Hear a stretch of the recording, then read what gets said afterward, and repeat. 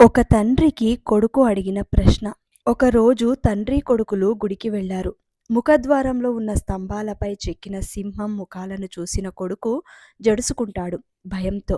నాన్నా, పరిగెత్తు, సింహం మనల్ని చంపేస్తుంది అని కేకలు పెట్టాడు.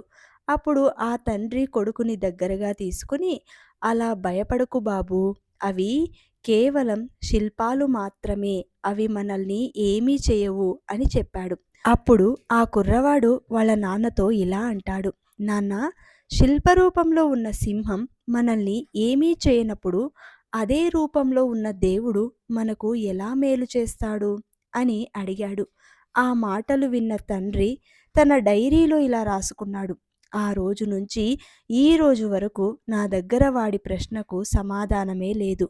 కానీ అప్పటి నుండి దేవుడిని శిల్పాల్లో కాకుండా మనుషుల్లో వెతకడం ప్రారంభించా. దేవుడు కనిపించలేదు, కానీ మానవత్వం కనిపించింది అని.